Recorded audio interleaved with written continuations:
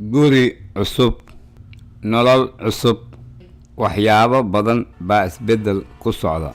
Aragtiyo, dhawaaqyo, caraf cusub, cunto qariib kugu ah, xeerar ad adag ee dhanka nolosha. Haddana waxaa jira hal shay oo weli sidiisa ah: jacaylka aad reerkaaga u qabto. Hooyooyin, wiilal, xaasas, walaalo, waxaad rabtaa in dhammaantooda ay noqdaan kuwo faraxsan oo fayaqab ah. Waan ku caawin karnaa. Dunidan cusub aan kula hagno. Si wada jir ayaan ku dhisi karnaa qoysas fayo qaba iyo adiga oo fayo qaba. Dhaqamo badan cuntada waxay ku darsadaan dhirta lagu carfiyo, taas oo lagu dhalan rogo cuntada oo dhadhan wanaajisa. Laakiin waxaa jira xaqiiqdii hal shay oo aadan doonayn in cuntadaadu aad ku darto: bakteeriya. Bakteeriyada lama arki karo ama lama ogaan karo, oo aad ayay ku jiraysiin kartaa. Bakteeriyada si dhaqso ayay ku badataa goorta cuntada si habboon aan gacanta loogu qaban, gaar ahaan goorta cuntada aan heerkulka ku habboon aan lagu habayn. Goorta cuntada ay ku jirto zona halis ah oo ah inta u dhaxaysa 40 digrii ilaa 140 digrii Fahrenheit, bakteeriyada si dhaqso ayay ku kortaa oo halis ayay gelisaa in cuntada la cuno.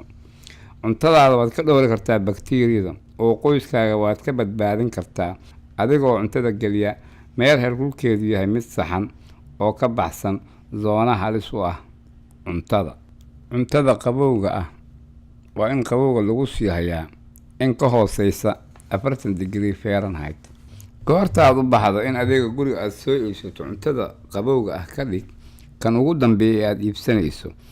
Tan waxay hoos u dhigi doontaa muddada ay bannaanka sii yaalayso inta adeega aad ku jirto, iyo inta gaariga aad ka gelinayso talaajadaada ama qaybta barafka ee talaajadaada.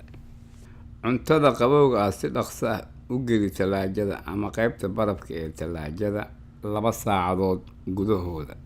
Talaajada heerkulkeeda 40 digrii Fahrenheit ha joogo. Waxaad ku xaqiijin kartaa adiga oo heerkul beega talaajada dhexdeeda kaga taga inta lagu jiro xilliga xagaaga ee kulaylka ama waqtiyada albaabka talaajada aad loo furo. Waxaa laga yaabaa inaad u baahan tahay in heerkul beega talaajada dhexdeeda ku jira aad ka sii qaboojiso. Waxa kale oo weliba muhiim ah in cuntada aad ku kariso heerkul ku habboon. Dadka intooda badan waxay yiraahdaan in cuntada ay kariyaan ilaa cuntada ay uga ekaanayso inta ay kartay, laakiin hilibka waa in lagu kariyaa heerkul ammaan ah. Si aad isaga xaqiijiso, isticmaal heerkul beega cuntada. Qaybta ugu adag ee hilibka dhex geli oo fiiri sida uu u kulul yahay hilibka dhexdiisa. Kama dambayskii, cuntada kulul kulaylkeeda ku hay oo cuntada qabowga ahna qabowgeeda ku hay ilaa aad ka sugayso inaad cunto. Cuntada kulul waa in lagu hayaa 140 digrii Fahrenheit ama ka kulul. Weel ayaad gelin kartaa oo aad dul saari kartaa makiinada cuntada oo kulaylkeedu hooseeyo.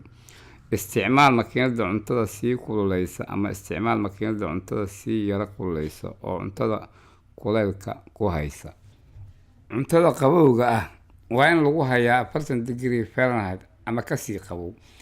Barta barafka ayaa sii dul saari kartaa baaquli ku jira cuntada qabowga ah, ama qayb yar oo kaliya ka soo saar talaajada marka la gaaro waqtiga cuntada, oo kadibna ku soo dar marka cuntada qabowga ahayd ee la cunay ay sii dhammaanayso.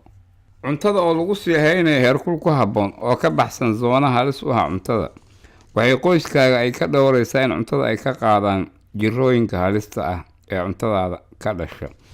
Wadajir uga wada shaqaynaynaa si aan u dhisno qoysas fayo qaba iyo adiga oo fayo qaba.